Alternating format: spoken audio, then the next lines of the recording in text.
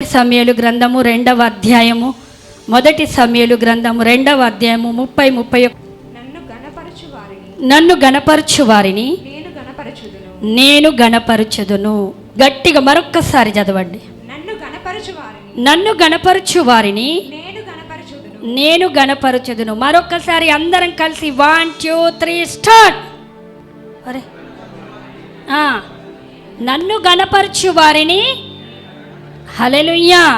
దేవుణ్ణి గణపరిస్తే దేవుడు ఘనతకెక్కుతాడు, మనల్ని ఘనతకెక్కేటట్టుగా చేస్తాడు. ఆమేన్.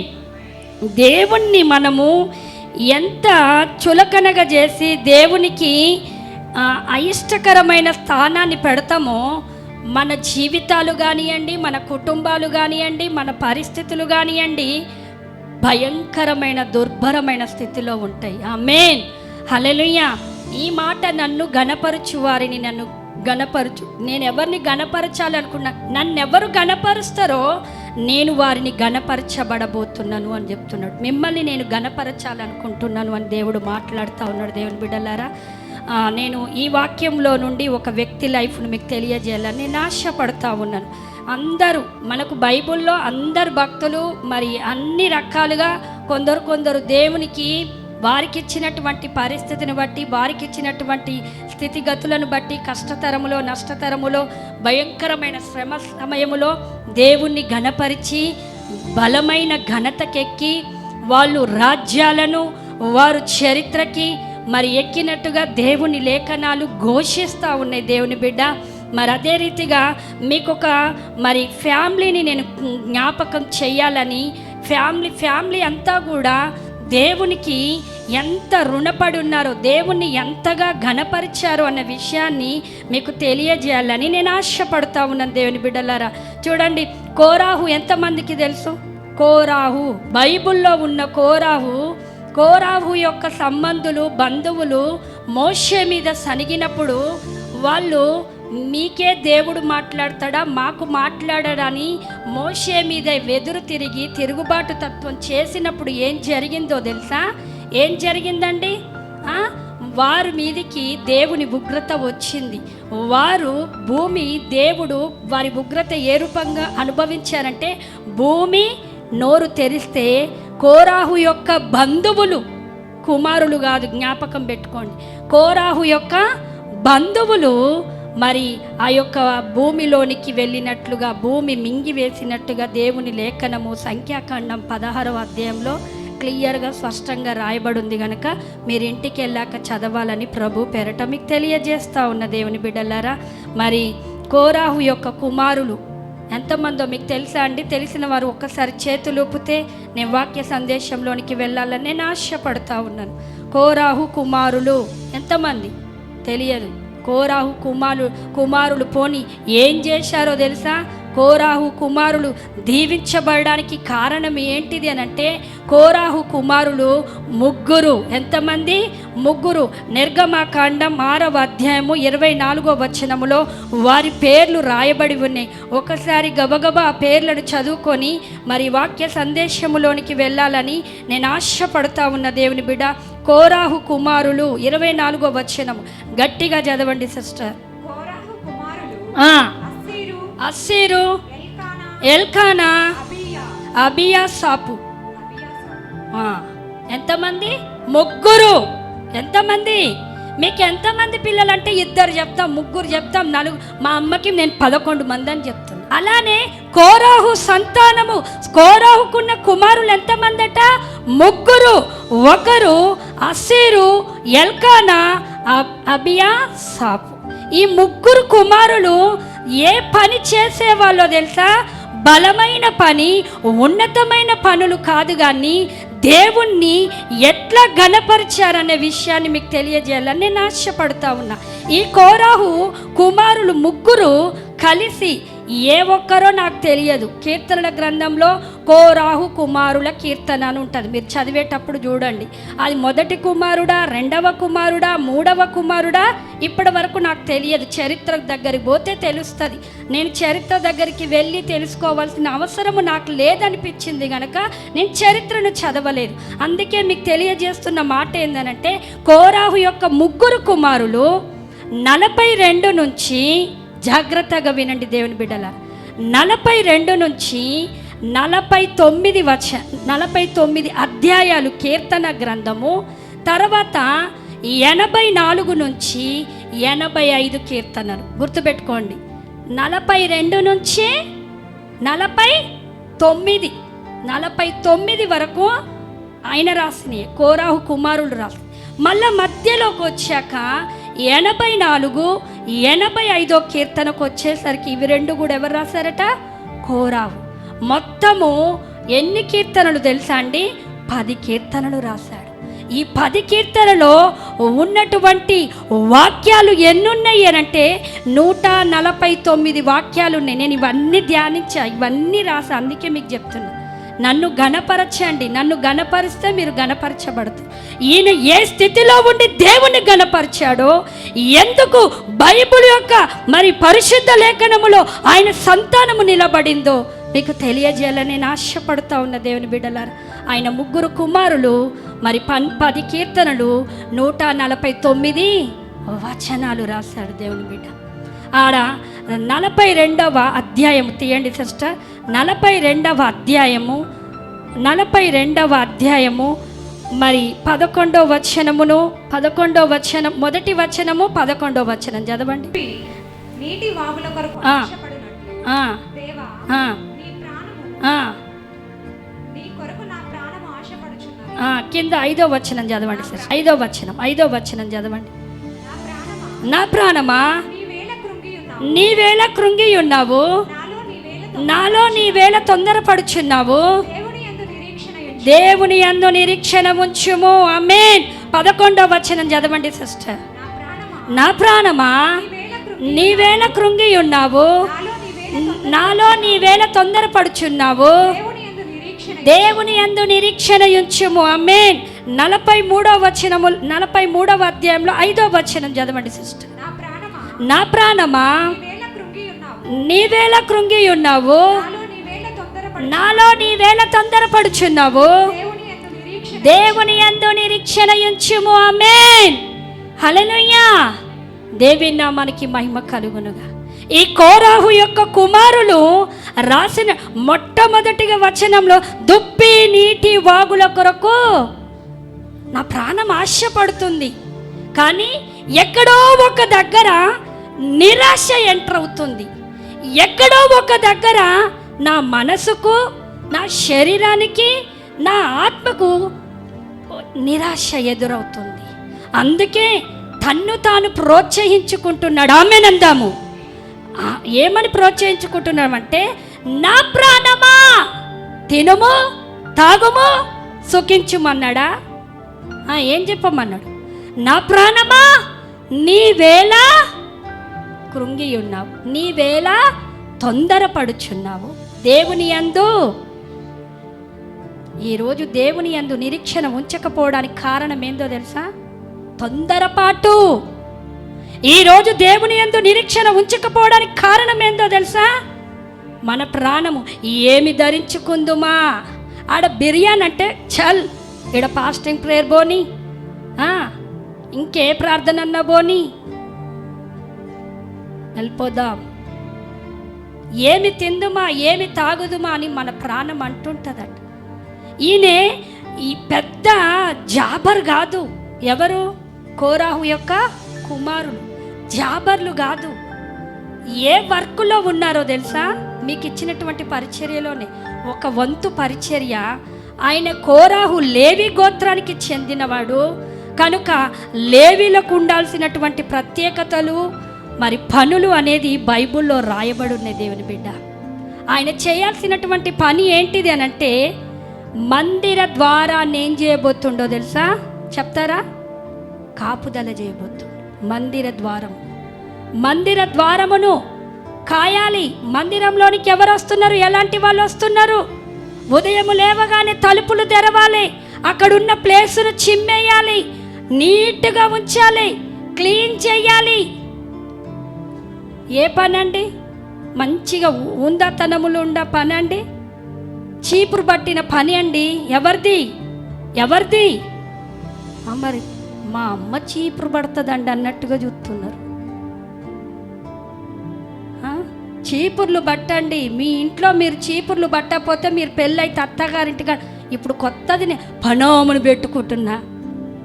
మీ అత్త బెట్టనిస్తుందా?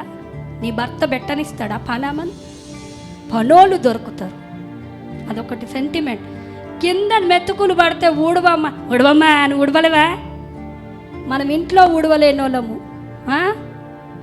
మా పిల్లలు ఇద్దరు నేర్చుకున్నారు. మేము అన్నం తినగానే ఒకరు చీపురు పడతారు, ఒకరు ప్లేట్లు తీసి మరి షింకులు వేసేస్తారు. నిజంగా చెప్తున్నా, వాళ్ళకి నేను చిన్నప్పటి నుండి అన్ని పనులు నేర్పుతా. ఎందుకో తెలుసా? వాళ్ళు దేవునికి ఉపయోగపడాలి, సంఘానికి ఉపయోగపడాలి, సమాజానికి ఉపయోగపడాలి. హల్లెలూయా! దేవుని నామానికి మహిమ కలుగునుగాక. హల్లెలూయా! అటువంటి కోరాహు కుమారులు ఏ పనిలో ఉన్నారంటే మందిరము ద్వారము కాసేటువంటి కుమారులండి.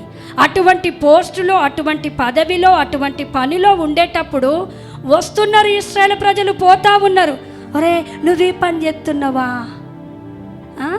నువ్వు ఇది చేస్తున్నావు. అందుకే ఆయనకేమో దేవుని యందు ఆశ ఉంది, ఎదగాలి అని, పైకి రావాలి అని. కానీ ఆయన పోస్టును బట్టి ఎంతమంది కించపరిచారో, ఎంతమంది హేళన చేశారో. ఒక్కొక్కసారి దేవుని వైపు చూస్తున్నప్పుడు ఆయన అనుకున్న ఆశీర్వాదాలు పొందుకోలేదేమో, మేబీ నాకు తెలియదు. ఆయన అందుకే ఆ మాటలు 3 దగ్గరలో రాయబడి ఉంది. 42:5, 42:11, 43:5లో నా ప్రాణమా నీవేలా కృంగి ఉన్నావు, నీవేలా తొందరపడుతున్నావు. దేవుని యందు నిరీక్షణ ఉంచేవారు దేవుణ్ణి ఘనపరుస్తారు. చెప్పండి గట్టిగా. దేవుని యందు నిరీక్షణ ఉంచేవారు దేవుణ్ణి ఏం చేస్తారట? నిరీక్షణ లేకపోతే దేవుణ్ణి అగౌరవపరిచినట్టు దేవుని లేఖనం సెలవిస్తాం. కోరావు కుమారులు నిజంగా ఆ స్థానములో ఉండి, ఆ పోస్టులో ఉండి, బలహీనత వచ్చినా, నిరాశ వచ్చినా, శరీరం కృషిస్తున్నా, వాళ్ళ కుటుంబం అరే నీకు ఈ పోస్ట్ ఇచ్చిరారా, నీకు ఈ పోస్ట్ ఇచ్చిరా అని అనుంటారేమో. భార్య కానీ పిల్లలు కానీ చెప్పలేము కదా. ఒక్కసారి ఆలోచించండి. మా ఇంట్లో నేను చెప్పానుగా, చర్చిలో నేను క్లీనింగ్ సెక్షన్, మా చెల్లె పాటలు పాడేది, ఇంకో చెల్లె కానుకలు పట్టేది. మా పాటలు పాడే చెల్లె అంటుంది, అక్క నువ్వు క్లీనింగ్ సెక్షన్లో ఉంటుంటే మా అక్కని చెప్పుకోవడానికి కొంచెం బాధగా ఉంది. నేను బాధపడలే, నేను భయపడలే. దేవుడిచ్చిన పిలుపును, దేవుడిచ్చిన మరి ఆ యొక్క పనిలో నేను ఏ రకంగా ఉన్నాను అంటే నమ్మకంగా ఉన్నాను. హల్లెలూయా! దేవుని నామానికి మహిమ కలుగునుగాక.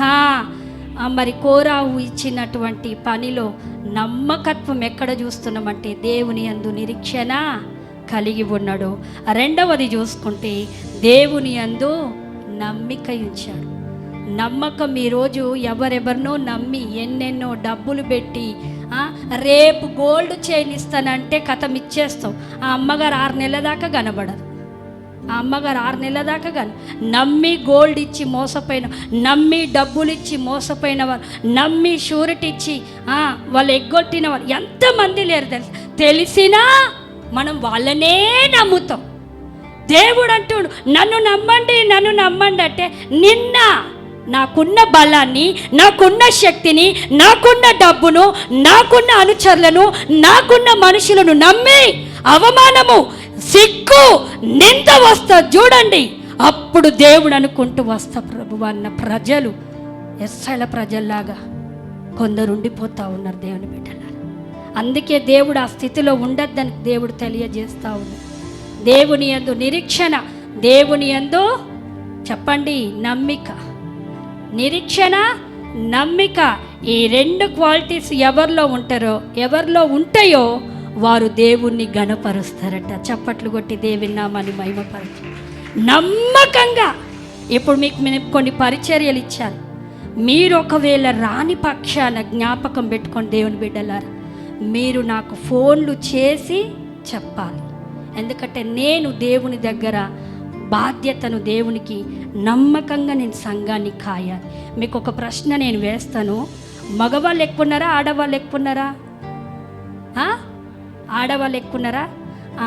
మగవాళ్ళ కౌంటింగ్ తక్కువ ఉంది కనుక పాస్టర్ గారికి మగవాళ్ళది తక్కువ బాధ్యత, లేడీస్ నాకు ఎక్కువ ఉన్నారు కనుక లేడీస్ యొక్క బాధ్యత ఎక్కువ. అంటే పాస్టర్ గారికి ఎక్కువ బాధ్యత ఉందా, పాస్టర్ అమ్మకి ఎక్కువ ఉందా? దీన్ని బట్టి అన్న చెప్పండి అమ్మా. మరి అందుకే అర్థం చేసుకోండి. అంటే అట్లా అని నేను పాస్టర్ గారిని కించపరచట్లేదు, కౌంటింగ్ని బట్టి. జస్ట్ ఇప్పుడు పాస్టర్ గారు సాటర్డే అయ్యిందంటే ఆసను, కిట్టు, శర్మ, చంద్ర, దిలీప్, ఈ 5గురే. నేను 5గురికి ఫోన్లు ఎత్తి ఇంకేమన్నవుతుందా? ఎంతమ్మా, పరిమిలు ఉంది, విజయ్ ఉంది, జయ ఉంది, బ్లెస్సి ఉంది, అగో కీర్తి పాప ఉంది, ఉషారాన్ ఉంది, నిస్సి ఉంది, చిన్నరమ్మ, పెద్దరమ్మ, ఎంతమంది లేరు. వీళ్ళందరికీ చేయాలి, వీళ్ళందరూ బాగోగులు అడగాలి. బాగలేకపోతే ప్రేయర్ చేస్తాను, ఎలా ఉన్నారని ప్రేయర్ చేస్తాను. నిన్న పాస్టర్ గారు చిన్న ప్రేయర్ మీటింగ్ పోయేసి వచ్చి నేను అందరికీ ఫోన్లు చేశానంటే, అబ్బా నా వాళ్ళకు కూడా చెయ్యవా పాస్టమ్మ అంటాడు. నేను అన్నాను కదా అండి, కొద్ది మందే కదా, బస్సులో కూర్చొని చెయ్యండి అన్న. పాపం బస్సులో కూర్చొని కూడా పాస్టర్ గారు ఫోన్లు చేసి వాళ్ళ యోగక్షేమాలు కనుక్కొని ఉన్నారు. నేను ఎందుకు ఈ మాట మాకిచ్చిన సంఖ్య చిన్నదే కానీ భారమైనది. నమ్మకంగా మేము మందని గాయాలి. అందుకే దేవుడు ఎందుకు ప్రభువా ఆత్మలు ఎదుగుతలేవు, ఆత్మలు నూతనముగా తీసుకురావట్లేదంటే నమ్మకంగా మందను గాయడం నేర్పించు అన్నాడు. హల్లెలూయా, దేవుని నామానికి మహిమ కలుగునుగా. నమ్మకమైన పరిచర్యలు చేయండి, నమ్మకంగా ఉండండి. మీరు రాని పక్షాన మగవాళ్ళైనను మరి లేడీస్ అయినను, లేడీస్ అయితే నాకు ఫోన్ చేయండి, మగవాళ్ళైతే మరి బ్రదర్కి ఫోన్ చేసి మీ యోగక్షేమాలు, లేకపోతే నువ్వు రాని పక్షాన జ్వరమా, పెళ్ళిలా, ఇంకెక్కడికి పోతున్నామో ఒక మాట మాకు తెలియజేస్తే, మీరు బాగలేకపోతే సంఘంలో ప్రార్థన చేస్తాము, మీరు పెళ్ళిలోకి పోతే మంచి ఆరోగ్యం కావాలి, ఎలాంటివి జరగద్దని మేము ప్రార్థన చేస్తాం. దేవుని బిడ్డలారా, నిరీక్షణ నమ్మిక ఉంచేవారు దేవుణ్ణి ఏం చేయరట, సిగ్గుపరచరు, ఘనపరుస్తారు. పక్కనున్న వాడిని చూడండి, నమ్మిక ఉంచు, నిరీక్షణ కలిగి ఉండు, దేవుణ్ణి ఘనపరచు. ఆమేన్. 3వ మాట నేను చెప్పి నేను ముగించాలని ఆశపడతా ఉన్న దేవుని బిడలారా. తర్వాత 84వ కీర్తన 10వ వచనం. 84వ కీర్తన 10వ వచనం. దేవుడైన యెహోవా సూర్యుడును కేడమునై ఉన్నాడు. యెహోవా కృపయు ఘనతయు అనుగ్రహించును. యథార్థముగా ప్రవర్తించు వారికి ఆయన ఏ మేలు చేయకమానడు. ఆమేన్. గట్టిగా చెప్పండి ఆమేన్. హల్లెలూయా. 84వ కీర్తన మనకందరు, ఆయన ఆవరణము చూడవలనని నా ప్రాణము ఎంతో ఆశతో సొమ్మసిల్లుచున్నదని ఇది అందరూ చెప్తూనే ఉంటారు. నేను అందుకే ఈ వాక్యం చెప్పే ముందే నేను ముందే చెప్పేసి, ఆయన మందిరాన్ని కాచి కాపాడే వ్యక్తి అని ముందే చెప్పేశాను. ఆ వ్యక్తికి దేవుడు ఏ ఆశీర్వాదమునిస్తుందంటే, ఆ యొక్క మరి ఒక పోస్టులో ఉన్నటువంటి ఆ కోరాహు యొక్క కుమారులు మరి నిరీక్షణ కోల్పోతున్న సమయములో, మరి నమ్మిక కోల్పోతున్న సమయంలో తన మనసును, తన శరీరాన్ని, తన ఆత్మను పురికొల్పుకుంటూ మరి దేవుని మందిరాన్ని కాయడము, మరి దేవుని మందిరం పట్ల పని చేయడము, ఎప్పుడు నిర్లక్ష్యము వహించలేదని దేవుని లేఖనం సెలవిస్తూ ఉంది. దేవుని బిడ్డ, ఆయన చేసిన పనికి ఆయన అనుభవపూర్వకంగా రాసినటువంటి మాట ఏంటంటే, యథార్థముగా ప్రవర్తించు వారికి, ఆమేనండి, యథార్థముగా ప్రవర్తించు వారికి ఆయన ఏ మేలుయో చెయ్యక మానడట. ఆయన చేసిన మేలు ఏంటిదో తెలుసా? కోరావులకి, నువ్వు నా మందిర ఆవరణము నువ్వు కాసావు, నేను నిన్నెక్కడ గాయబోతున్నానో తెలుసా? ప్రపంచానికే నిన్ను కాసేటట్టుగా చూశాను అన్నాడు. హల్లెలూయా. యథార్థత అనేది చాలా ఇంపార్టెంట్. యథార్థవంతులు ఆయన ముఖ దర్శనాన్ని చూస్తారట. ఈరోజు ఆయనను చూడకపోవడానికి కారణం ఏంది? ప్రార్థనలో ఏవేవో స్వరాలు వింటాం, ప్రార్థనలో ఏవేవో, ఎప్పుడు గుర్తుకు రాండి ప్రార్థనలే గుర్తుకొస్తాయి. భర్త కొట్టిండనో, అత్త తిట్టిందనో, పాలు పొంగినేనో, కూర మాడిపోయిందనో, ఏ చీర కట్టాలి రేపు ఫంక్షన్ కనో, ప్రార్థనలో కూర్చుంటానే ఇంకా మిగతా అప్పుడు గుర్తుకు రావు ఇవన్నీ. యథార్థవంతులు ఆయన ముఖదర్శనము యథార్థవంతులకి ఆయన యథార్థంగా నువ్వు ప్రవర్తిస్తే నీకు ఏ మేలు అంటే, నీకు రావాల్సిన దానికన్నా, ఉండాల్సిన దానికన్నా, నేను అనుకోను ఇంకా నా వల్ల కాదు, ఈమెకి ఇది చెయ్యాలా అని అనిపించిందా అని మన తలంపుకు మించిన మేలుడు దేవుడు చేయనై ఉన్నాడు. ఆమేన్, హల్లెలూయా. దేవుని నామానికి మహిమ కలుగునుగా. యోబు విషయంలో మరి దేవుడు ఎంత సంతోషముతో సాతానుతో అంటున్నాడో తెలుసా? యోబును చూచితివా భూలోకములో యథార్థవంతుడును న్యాయవంతుడును ఆయన ఉన్నాడు, నీతిమంతుడుగా. అటువంటి యోబు దగ్గరికి నువ్వు వెళ్ళి ఏం చేస్తావో నాకు తెలియదు, కానీ ఆయన యథార్థత వదలకు.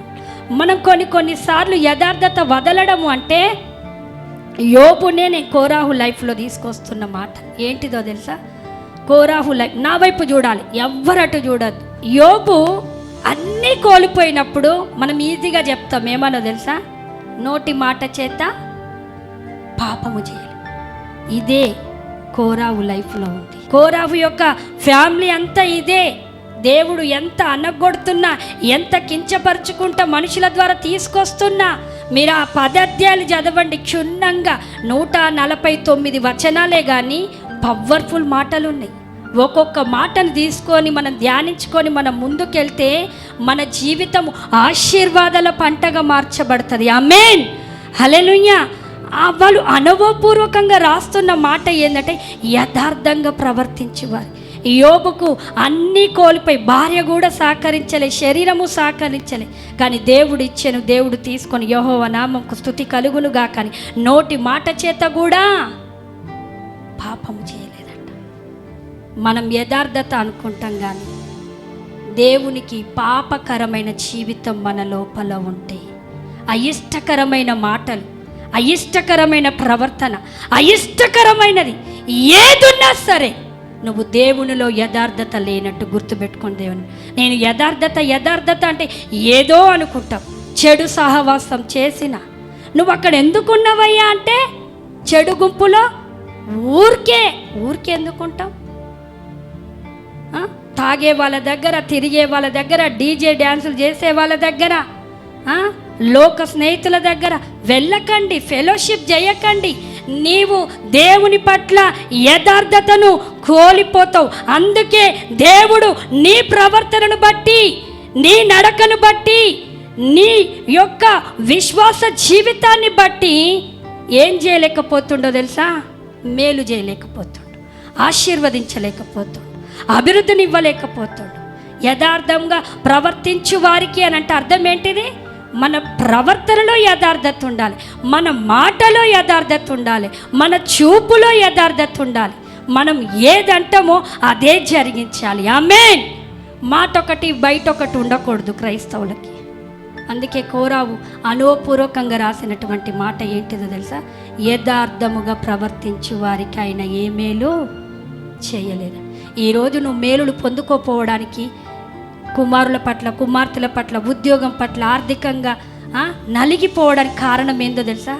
నీ ప్రవర్తన దేవుని దగ్గర యథార్థంగా లేదు కనుకని దేవుణ్ణి గణపరచడము అసంభవం అవుతుంది.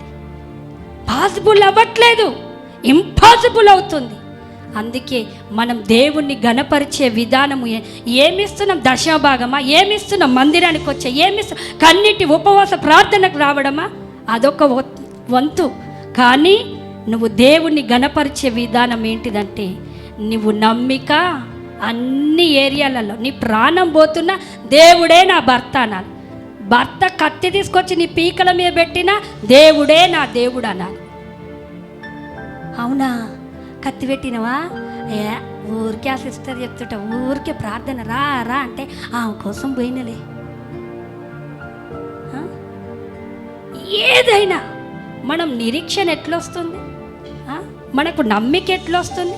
నీ నమ్మిక తప్పిపోకుండానట్లు నీ కొరకు నేను వేడుకొంటిని. దేవుని వాక్యం సెలవిస్తుంది. అందుకే మనం యథార్థంగా ఉండడానికి మన ప్రవర్తన అంతట్లో ఆయన అధికారం ఒప్పుకొని, ప్రభువా నా మాట, నా క్రియ, నా ప్రవర్తన అంతట్లో నేను నీకు లోబడి నా ప్రవర్తనే నీకు ఘనపరచబడబోతుంది. ఆమేన్.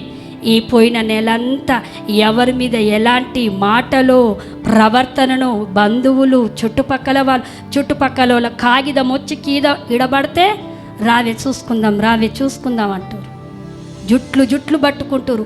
బిందెల కాడ ఒక నీళ్లు ఉతకపోతాం. పాస్టర్ గారు చెప్పిండు, గుండె ఆగిందంటే ఎక్కడుంటావు? గుంట పాలైతాం. జాగ్రత్త. దేని కొరకు? జానడు పొట్ట కొరకు ఎన్ని అవస్థలు పడుతున్నామో తెలుసా? ఎన్ని పాటలు పడుతున్నామో తెలుసా? వేస్ట్ అన్నీ సంపాదించుకుంటున్నాం. కానీ నేనంటాను, బెత్తడు స్థలం సంపాదించుకుంటున్నావు ఆ తల్లి పైన. బెత్తడు చాలు నీకు. మనం నిలబడాలంటే బెత్తడు చాలు. పరలోకానికి నువ్వు వెళితే నీకు గేట్లు ఓపెన్ అయ్యే ఆ భాగ్యం నీకుందా? ఉందా? ఒక్కసారి ఆలోచించుకో. నువ్వెంత అంటే నేను హిందీలో తూకితే మేకితే, నువ్వెంత నేనెంత. నేనేమన్నా తక్కువ దాన్నా? మా అమ్మ నాకు మటన్, చికెన్, బిర్యానీలు పెట్టి పోషిస్తా, నాకు ఇంకెక్కువ వస్తాయి అంటమ్మా. దయచేసి గమనించండి దేవుని బిడ్డల, మన ప్రవర్తనను మారుతే దేవుడు ఘనపరచబడబోతాడు. హల్లెలూయా. దేవి నామానికి మహిమ కలుగును. చివరిగా ఒక మాట చెప్పి నేను ముగించేస్తాను. 85వ కీర్తన 12వ వచనం. ఉత్తమమైన దానిని అనుగ్రహించు, మన భూమిని దాని ఫలమునిచ్చు. ఆమేన్. యెహోవా, అందరం కలిసి చదువు. యెహోవా ఉత్తమమైన దానిని అనుగ్రహించునంట. భూమి తన పంటను, ఫలమును ఇచ్చును. నా వైపు చూడండి, నా వైపు చూడాలి. అందరూ నా వైపు చూడాలి. చివరి మాట చెప్పి నేను ముగించేస్తాను. ఇది ఆయన రాసింది, చివరి వరకు ఉన్నటువంటి కీర్తన ఇది. లాస్ట్ ఆయన అనుభవపూర్వకంగా ఓ శరీరమా, ఓ మనసా, ఓ ప్రాణమా, నువ్వు కృంగిపోతున్నావు, నువ్వు నలిగిపోతున్నావు. వేరే వాళ్ళు ఎన్నెన్నో మాటలు, నువ్వు సంఘానికి పోతే ఏమొచ్చింది, పాస్టర్ దగ్గరికి పోతే ఏమొచ్చింది, మానక గుడికి పోతే ఏమొచ్చింది, నా పిల్లలు ఈ పని చేశారు, నాకేం కలగలేదు, నేను ఇంత దశమభాగం ఇస్తున్నా, నాకేం కలగలేదు, మానక మందిరానికి వస్తున్నా, ఏం కలగలేదని ఒక్కొక్కసారి నీ తలంపు, మనస్సు, నీ శరీరము కృంగితీస్తుంది.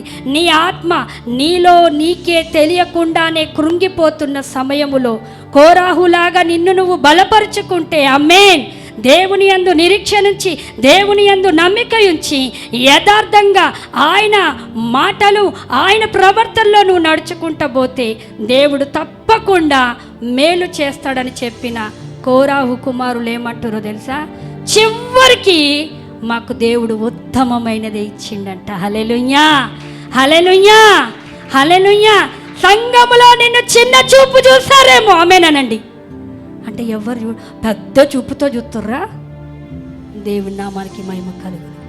సంఘములో నీ పాత్ర చిన్నదేమో, ఆమేనండి. అమ్మా, మీకు పాత్ర ఇస్తే కదా చెయ్యడానికి పాస్టర్, అన్నీ నువ్వే చేసుకుంటావు. నేను ఇప్పుడు ఇచ్చినావు కదా, అందుకే ఆమెనంటలే. సంఘములో ఏది నువ్వు చేసినా దేవుడు దాని రుణాన్ని తీర్చుకొని మీకు ఇవ్వబోతుండు. పెట్టుకోడు. ఆమేన్. ఉత్తమమైనదంట అంటే ఏంటిదో తెలుసా? మంచిది. దానికి నానా అర్థము. ఇంగ్లీష్లో అయితే బెటర్ దెన్. ఏంటిది? బెస్ట్. Better than best. రెండొకటేనా? బెస్ట్. వీళ్ళు నాకంటే మంచి. ఏంటిదట? బెస్ట్ది ఇవ్వబోతుండంట. నీవు ప్రవర్తన విషయంలో యథార్థంగా ఉండడము, నిరీక్షణ కలిగి ఉండడం, నమ్మిక ఉంచడము, దేవుణ్ణి ప్రేమించే విషయం, మందిరాన్ని ప్రేమించాలి, టైంకి రావాలి. మీరు టైంకి వస్తే మేము టైంకి ముగించేస్తాం. ఎందుకంటే చిన్నపిల్లలు ఆకలితో ఉంటారు, బాగలేని వాళ్ళు ఆకలితో ఉంటారు. టీచర్స్ అయితే వాళ్ళు చెప్తారు, మాకు ఒకటి అయిందంటే బస్సు నడపరు, అరగంట బస్ స్టాప్లో ఉంటారు. తెలుసా? వాళ్ళు చెప్పారు. మేము అందరినీ దృష్టిలో పెట్టుకోవాలి. కొత్త వారిని దృష్టిలో పెట్టుకోవాలి, బాగలేని వాళ్ళని దృష్టిలో పెట్టుకోవాలి, చిన్నపిల్లలని దృష్టిలో పెట్టుకోవాలి, సిస్టర్లను దృష్టిలో పెట్టుకోవాలి. ఇప్పుడు ఆమేన్ అంటుంటే కొందరు రెడీ అయ్యొస్తుంటారు. వాళ్ళని ఇప్పుడు అయిపోయిందా చర్చి? నిజం చెప్తున్నా, మనము ఆసక్తి కలిగి ఉండాలి. దేవుడు అంటే పరుగులు తీయాలి. దేవుణ్ణి ప్రేమించే విషయంలో సోమవారం నుండి శనివారం వరకు నువ్వెట్లనన్నా నీ డ్యూటీలకి నువ్వు ఎట్లా పరుగులు తీస్తున్నావు, ఆదివారం కూడా పరుగులు తీయి. ఉదయము దేవుని కొరకు మీ ఇంట్లో మీ వాళ్ళందరూ తొందర పెట్టాలి. లే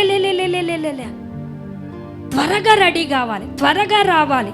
దేవుని ఆశీర్వాదాలు మనకు ఎందుకు మనం దీవించబడతలేము, ఎందుకు మనం అదే సమస్యను పదే పదే ఎరుకోగోడలాగా ఉండిపోతున్నాయో తెలుసా? దేవుణ్ణి ఘనపరిచే విషయము, ప్రేమించే విషయం, ముందుకు వచ్చే విషయం, మన ప్రవర్తన విషయము, నమ్మక విషయము, నిరీక్షణ విషయములో అన్నీ సన్నగిల్లిపోతున్నాయి కనుక నువ్వు నన్ను ఎడగనపరుస్తున్నావు అంటుండే. కోరాహు కుమారులు ఘనతకెక్కడానికి, బైబుల్ చరిత్రలోకి ఎక్కడానికి వాళ్ళేమి ఉన్నతమైన పోస్టులో వాళ్ళు లేరు, కానీ ఇచ్చిన చిన్న పదవేన మొదటి దినవృత్తాంతాలు 9:31 మరి 6:17 వచనాల్లో ద్వారపాలకులు మందిరం అని రాయబడి ఉంటుంది. ఎంత చిన్న పోస్టులు అంత నమ్మకంగా ఉంటే మీకు ఇచ్చిన వారు నమ్మకంగా ఉండండి, ఇయ్యని వాళ్ళు నమ్మకంగా ఉండండి. పాస్టర్తో ఏకీభవించండి, ముందుకు వెళ్ళండి. నా ఆశ, నా కోరిక, నా తపన, నా వేదన, నా భారము ఒకే ఒకటి. ఆమెనంటారా? దేవుడు ఏమంటుండో తెలుసా? ఏమంటుండో చెప్పండి. ఏమంటుండు? ఉత్తమమైనది ఇస్తాడట. నువ్వు మందిరం ప్రేమించే విషయంలో ముందుంటే, దశమభాగం ఇచ్చే విషయంలో ముందుంటే, దేవుని యొక్క పనుల విషయంలో ముందుంటే దేవుడు నీకు బెస్ట్ ఇవ్వబోతుండు. Amen. Best of the best ఇవ్వబోతుండు. ఆమేన్. మీరు అట్లా విగ్రహాల్లా కూర్చొని ఉంటారండి. బెస్టే మీకు కలుగును గాక ఈ పనులు చేస్తే. ఏ పనులు చేస్తే? నిరీక్షణ, నమ్మిక, యథార్థత, తర్వాత దేవుని ప్రేమించే విషయం. కోరాహు కుమారులు దీవించబడినట్లుగా మనము దీవించబడి భూమి తన ఫలమును, నువ్వెక్కడ నిలబడితే అక్కడ ఆశీర్వాదం పుట్టబోతుంది. గట్టిగా నువ్వెక్కడ నిలబడితే అక్కడ. ఒక్క మాట చెప్పి నేను ముగిచ్చేస్తాను. ఒక్క మాట వినే ఉంటారు మీరు. ఐరన్ లెగ్ అంటారు కదా. ఈడు లెగ్ పెడితే నాయన అన్నీ భస్మమే కాలిపోతాయి, అసలు ప్లాన్లు కూడా చెడిపోతాయి. కానీ దేవుడు ఏమంటున్నా తెలుసా? ఉత్తమమైనది ఇయ్యడమే కాదు, నువ్వెక్కడ అడుగు పెడితే అక్కడ ఫలము రాబోతుంది, ఆశీర్వాదం రాబోతుంది, దీవెన రాబోతుంది, మేలు కలగబోతుంది. ఆ కాలునంత దీవించబోతుండంట. ఎప్పుడో తెలుసా? ఈ కాళ్ళకి నువ్వు మొదటగా దేవుని మందిరానికి పరిగెత్తే పాదాలుగా ఉంటే. ఆమేనండి. దేవుని మందిరానికి ప్రేమించే విషయములో, ఘనపరిచే విషయములో ముందుంటే నీ పాదం ఎక్కడుంటుందో అక్కడ ఫలము చూడబోతావు, దీవెన చూడబోతావు, ఆశీర్వాదము చూడబోతావు, సమృద్ధిని చూడబోతావు. లేమిలయం కాబడబోతుంది. రోగము నీ కాళ్ళతో తైతక్కలాడబోతావు. దేవుని బిడ్డ, ఈ మాటను మీరు పొందుకోనండి దేవుని బిడ్డలారా. అందుకే దేవుని మందిరానికి పరుగులు తీస్తూ రండి. ఆమేనండి. యోబు గ్రంథం 42వ అధ్యాయం చివరి మాట చూడండి. యోబు గ్రంథం చివరి మాట నేను పాస్టర్ గారికి ఇచ్చేస్తాను. ఎందుకంటే వాక్యము సమయమును మనము గ్రహించుకొని ముందుకు వెళ్ళాలి.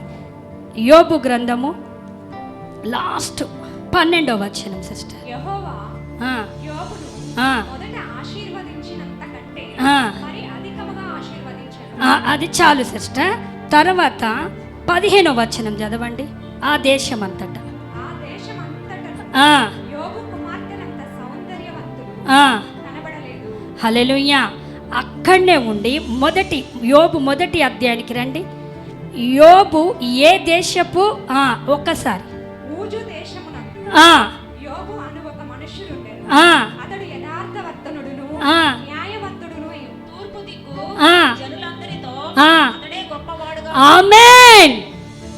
ఇది ఎప్పుడు అంటే దేవుడు ఆశీర్వదిస్తున్నప్పుడు ఆయన మనస్సు, ఆయన శరీరము, ఆయన ఆత్మ దేవునికి ప్రిఫరెన్స్ ఇచ్చినప్పుడు తూర్పు దేశములో ఒక దిక్కే. ఆమేనండి.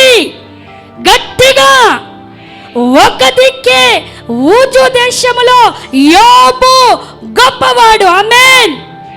ధనవంతుడు. ఆమేన్. ఎప్పుడైతే పరీక్ష వచ్చిందో, ఎప్పుడైతే అన్నీ కోల్పోయాడో దేవుడు ఆశీర్వదించాడు. మనం చదివాము 42:15 దేశమంతటా, గట్టిగా కొట్టండి, ఎక్కడా? తూర్పు దిక్కన్నాడా, పడమర దిక్కన్నాడా, దక్షిణం దిక్కన్నాడా, ఉత్తరం దిక్కన్నాడా? దేశానికి ఎన్ని దిక్కులున్నాయి? నువ్వు దేవుణ్ణి గణపరిస్తే 4 దిక్కుల నుండి ఆశీర్వాదము. ఇంత బాగా చెప్పుతుంటే నా ఆత్మ పొంగిపోతుందండి. మా ఆయన్నే సంపాదించి ఇల్లు కట్టాలి, మా ఆయన్నే బంగారం కొనాలి, ఉందా? అయ్యో లేదా? మేమే కట్టుకోవాలి, మేమే. దేవుణ్ణి నువ్వు గణపరుస్తే, ఆమేన్, పరిచర్యను, మందిరాన్ని, దేవుణ్ణి, సంఘాన్ని, సేవకుణ్ణి, నీకిచ్చిన ప్రతి దాన్ని గణపరుచుకుంటూ దేవునికి నువ్వు చేసినట్లయితే, హల్లెలూయా, ఉత్తమమైనదంటే ఏంటిదో తెలుసా? దేవుడే ఇవ్వాలి, ఆమేన్. దేవుడు అనుకుంటే ఏ దిక్కునైనా కుదిపి ఇస్తాడు, ఆమేన్. నీ పిల్లలకు ఉద్యోగాలు, నీ పిల్లలకు చదువులకు కావలసిన రాబడిని, లేకపోతే వరుడాల ఎవరైనా సరే ఏ దిక్కు నుండైనా దేవుడు తీసుకురాబోతుండు, ఆమేన్, ఆమేన్. ఒక సిస్టర్ ఒక మాట చెప్పింది నాకు, ఒకటి ఏంటిదో తెలుసా? బాగా దేవుణ్ణి గణపరుస్తుంటే 4 దిక్కుల నుండి 4 పెళ్లి చూపులే. ఏ పెళ్లి చూపుకు పోవాలి సిస్టర్ అని అడిగి, భలే ఆఫర్ వచ్చింది. ఏంటిది? 4 సంబంధాలు వచ్చినాయి. ఏ సంబంధంలో నేను అడుగుపెట్టి ఆ ముఖం చూడాలా? ఎంత అట్లాంటి ఆఫర్లు కోరుకోనండి. 1 కొంటే 1, 100 కొంటే 50 రూపాయలు. వద్దండి, మోసం ఉంటుంది, చిల్లులుంటాయి, పనికి రావు, కట్టుకుంటే ఒళ్ళే కనబడిపోతుంది మనకు. కానీ దేవుడు అంటున్నాడు, నన్ను గణపరుస్తే నీకు ఆఫర్ ఏంటిదో తెలుసా? 1 దిక్కు నీ ఆయన నిన్ను పోషిస్తున్నాడేమో, ఆమేనండి. 1 దిక్కు మీ అత్తగారి సొమ్మే వస్తుందేమో, ఆమేనండి. 1 దిక్కు నీ పిల్లల సంపాదనే వస్తుందేమో, ఆమేనండి. కానీ దేవుణ్ణి గణపరుస్తే 3 దిక్కులు రెట్టింపుగా, 4 దిక్కుల నుండి, ఆమేన్, భర్త తరపున, అత్త తరపున, ఆడబిడ్డ తరపున, ఇరుగు పొరుగు వారి తరపున, ఉద్యోగం తరపున దేవుడు ద్వారాలు తెరవనయున్నాడు. హల్లెలూయా, దేవుని నామానికి మహిమ కలుగునుగాక. అందుకే దేవుడు మిమ్మల్ని దీవించాలని ప్రేమతో ఈ మాటను మీకు తెలియజేశాడు. కోరాహు చిన్నవాళ్ళు ఎంత పెద్ద మరి సారాంశంతో కూడిన మాటలు, శక్తివంతంతో కూడిన మాటలు, మనల్ని బలపరిచే మాటలు. దేవుని బిడ్డ, ఈరోజు నువ్వు ఏ దిక్కు నుండి పోషించబడుతున్నావో, ఏ దిక్కు నుండి నువ్వు ఆదరించబడుతున్నావో, ఏ దిక్కు నుండి నువ్వు అవమానించబడుతున్నావో, ఏ దిక్కు నుండి నువ్వు హేళన చేయబడుతున్నావో నాకు తెలియదు. కానీ కోరాహును నిలబెట్టిన దేవుడే, ఆమేన్. కోరాహు కుమారులను చరిత్రకెక్కించిన దేవుడే మిమ్మల్ని దేవుడు మీ గృహములో మీ చరిత్రను తిప్పబోతుండు, మీ తలరాతలను మార్చబోతుండు. రిసీవ్ చేసుకుందాం. ఏ దిక్కు నుండి రాబోతుందో నాకు తెలియదు. ఆ ఆర్థిక సంబంధమైనది కావచ్చు, ఫైనాన్షియల్ ద్వారం కావచ్చు, దేవుడు ద్వారం తెరవబోతుండు. నువ్వు ఆయనను ఘనపరచు. మందిరం వచ్చే విషయంలో, ప్రేమించే విషయంలో, పనులు చేసే విషయంలో నీ వంతు చేయుత, నీ హస్తం, నీ కాలు ఉంటే దేవుణ్ణి ఘనపరిచినట్లు, ఘనపరిచిన వారిని నేను ఘనపరుస్తానన్నాడు. 4 దిక్కుల ఆశీర్వాదముతో, 4 దిక్కుల వనరులతో, 4 దిక్కులున్నటువంటి ఆ మార్గాలు శ్రేష్టమైనది నీకిచ్చేదానిగా దేవుడు నిన్ను ఉత్తమమైన దాంట్లో స్థిరము చేసి బలపరిచి నడిపించనై ఉన్నాడు. ఆమేన్, హల్లెలూయా. దేవుని నామానికి మహిమ కలుగునుగాక. కళ్ళు మూసుకుందాం దేవుని బిడ్డలారా, కళ్ళు మూసుకుందాం. దేవుడు నీతోనే, నాతోనే, మనందరితో మాట్లాడాడు. ఈరోజు ఏ దిక్కు నుండి నువ్వు కన్నీరు కాస్తున్నావో, ఏ దిక్కు నుండి నువ్వు విలపిస్తున్నావో నాకు తెలియదు. కానీ తూర్పు దిక్కున యోబు గొప్పవాడు, యథార్థవంతుడు, దేవుని యందు నమ్మిక ఉంచినవాడు. ఇదే మాటను కోరాహులు అంటా ఉన్నారు. మేము దేవుని యందు నమ్మిక ఉంచాము, సిగ్గుపడతలేము, దేవుణ్ణే నమ్ముకున్నాము. మా శరీరం ఒక్కొక్కసారి కృంగిపోతుంది, మా మనసు ఒక్కొక్కసారి తొందరపడుతుంది, మా ఆత్మ ఒక్కొక్కసారి నీరై కారిపోతుంది పరిస్థితులను చూసినప్పుడు. కానీ మాకు ఇచ్చినటువంటి దేవుడు ఆ పనిలో, ఆ యొక్క మరి ఇచ్చినటువంటి ప్రతి దాంట్లో మేము ముందుకు వెళ్తా ఉన్నాం, దేవుణ్ణి గణపరుస్తున్నాం. అందుకే దేవుడు నాకు ఉత్తమమైనది ఇచ్చిండు అని ఆ కోరాహులు చెప్పిన రీతిగా నువ్వు ఈరోజు చెప్పగలుగుతావా? దేవుని బిడ్డ, ఆయన శరీరం అనే రొట్టెను, ఆయన రక్తం అనే ద్రాక్ష రసాన్ని మనము త్రాగబోతున్నాము గనుక నిన్ను నువ్వు మరి పరిశుద్ధపరుచుకొని నిన్ను నువ్వు మరి ఒక్కసారి దేవుని వైపు చూస్తూ మనల్ని మనం ఆయన రక్తములో కడుక్కుందాం. దేవుని బిడ్డ, మనం ప్రతి పాపము నుండి విడిపింపబడినము. ప్రతి పాపము మనల్ని ఆయన రక్తము కడుగుతుంది గనక ఈరోజు 2000 సంవత్సరాల క్రితమే ఆయన కలువరి సిలువలో కార్చిన రక్తము దేవుని బిడ్డ ఈరోజు నీ కొరకు సిద్ధంగా ఉంది. మాట ద్వారా, నిరీక్షణ ద్వారా, ఒక్కొక్కసారి నమ్మిక ద్వారా, ఒక్కొక్కసారి నీ యథార్థన ప్రవర్తన ద్వారా దేవుణ్ణి అఘోరపరిచావేమో, దేవుణ్ణి వెనకకు వేసావేమో. పరిస్థితులను జ్ఞాపకము చేసుకొని దేవా, కోరావులను నిలబెట్టిన దేవా నన్ను నిలబెట్టయ్యా. యోబు తూర్పు దిక్కునే ఒక్కంతు ఆశీర్వాదము తెచ్చుకున్నాడు, కానీ దేశమంతటా ఆశీర్వాదమని నిన్ను గణపరిచినప్పుడు నాయన నోటి మాట చేత నువ్వు పాపము చేస్తే దేవుణ్ణి గణపరచనట్టు, నువ్వు నోటి మాట చేత నువ్వు దేవుణ్ణి గణపరచాలి అనుకుంటే నీ నోటి మాట జాగ్రత్తగా ఉండాలి. దేవుని బిడ్డ, దేవుణ్ణి గణపరచడం అంటే అదే మాట్లాడుతూ ఉన్నాడు. ఈరోజు వాక్యం విన్న ప్రియ సహోదరి సహోదరుడా, నువ్వెక్కడి నుండి ఈ మాటను వింటున్నావో, ఏ మనసుతో నువ్వు వాక్యాన్ని స్వీకరిస్తున్నావో, నీ హృదయాన్ని చూస్తున్న దేవుడు, నీ మనసును తట్టుతున్న దేవుడు. కఠినము పరుచుకోకుండా నీ మనసుకు ద్వారము తెరువు, నీ హృదయాన్ని తలుపులు తెరువు. దేవుడు తన వాక్కు ద్వారా నిన్ను నింపబోతుండు, తన ఆత్మ ద్వారా నేను నింపనై ఉన్నాడు, తన శక్తి ద్వారా నేను నింపనై ఉన్నాడు. నీకు రావాల్సిన ఆశీర్వాదం అమ్మ దేవుడు ఇవ్వబోతుండు, 4 దిక్కుల నుండి ఇవ్వబోతుండు. చూజ్ చేసుకునేది నువ్వే, ఎన్నుకునేది నువ్వే.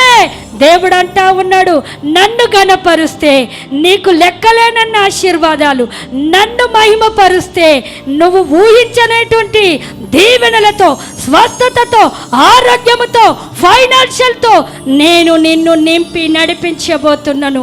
నీ అడుగును నేను దీవించబోతున్నాను, నీ స్థలాన్ని నేను దీవించబోతున్నాను, నీ ఇంటిని నేను దీవించబోతున్నాను. దేవుని బిడ్డ, నీ తలను ఎత్తువాడను నేనే, నిన్ను హెచ్చించువాడను నేనున్నానని దేవుడు మాట్లాడుతూ ఉన్నాడు గనుక ఒక్కసారి మనల్ని మనం ఆయనకు అప్పగించుకుందాం. మనల్ని మనము ఆయనకు అప్పగించుకుంటూ పరిశుద్ధాత్మ దేవుని వైపు చూద్దాం. ఎవ్వరు కళ్ళు తెరవకండి, పరిశుద్ధమైన సమయంలోనికి వచ్చి ఉన్నాము గనుక దేవుడు మనతో మాట్లాడిన మాటను దేవునికి మరి ఒక్కసారి వందనాలు తెలియజేస్తూ మీ 2 చేతులను ఆకాశం వైపెత్తి, నన్ను నీ మాటతో దర్శించారు ప్రభువా, నీ వాక్కుతో దర్శించారు ప్రభువా, నీకు వందనాలయ్యా. అయ్యా, మాకు ఏ దిక్కు నుండి ఏది రావాలో నువ్వు నిర్ణయించి పెట్టిన దేవుడవు. కుదిపించండి, కదిలించండి, నడిపించండి.